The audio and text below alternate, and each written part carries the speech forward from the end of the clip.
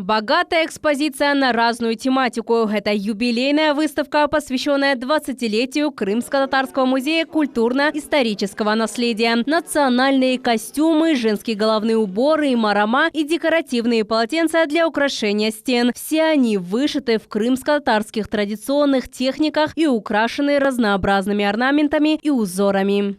В этой небольшой комнате собраны поистине уникальные раритеты. Более 100 образцов народной вышивки, предметы быта, ювелирные украшения, изделия из кожи и дерева. Среди экспонатов есть и национальный мужской костюм, который впрямь может стать ориентиром для современных дизайнеров. Ведь добавление крымско-татарского национального колорита в мужскую одежду сейчас активно обсуждается в обществе. На протяжении всей истории развития Крымско-Татарский музей уделял особое внимание сбору экспонатов. Фонд пополняется в результате активной деятельности музейных работников, благодаря нашим соотечественникам и по результатам многочисленных поездок и экспедиций. А более 80% коллекции музея – это вещи, переданные в дар. Вот и сегодня в связи с юбилейной датой от Духовного управления мусульман Крыма Раим Гафаров вручил одно из ранних изданий жизнеописания пророка Мухаммеда. Это поэтическое произведение в жанре мунаджата. Его в 15 веке написал турецкий поэт Мухаммед Челеби.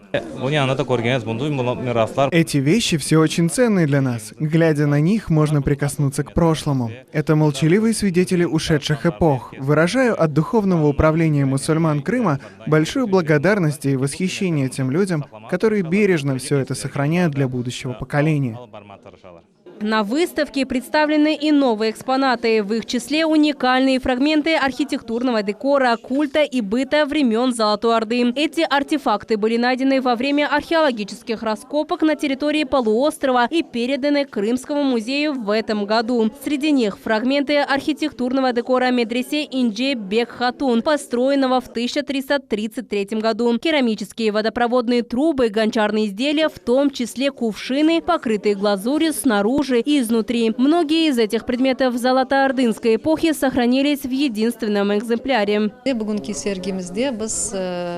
Эта выставка своего рода краткий отчет о работе нашего учреждения за последние годы. Чего мы достигли, какими артефактами пополнили фонд, какие планы намечены на перспективу, выставочная, издательская работа и так далее. Конечно, в 2020-м мы запланировали ряд мероприятий, приуроченных 20-летию музея как самостоятельного учреждения, и продолжим активную выставочную культурно-просветительскую деятельность. Ждем всех на нашей выставке. Фонд музея насчитывает более 15 тысяч экспонатов. Сегодня здесь можно увидеть лишь малую часть этой ценной коллекции. Некоторые артефакты привезены для выставки из нового отдела Крымско-Татарского музея, который открылся в Старом Крыму.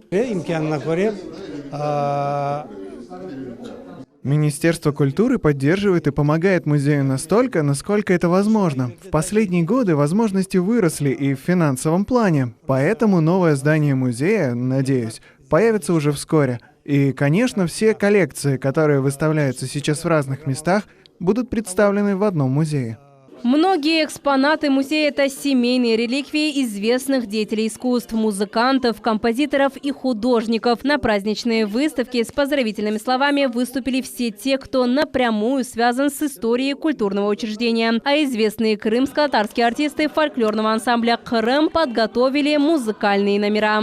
Наджия Исаева, Рафаэль Вахидов, телеканал «Миллет».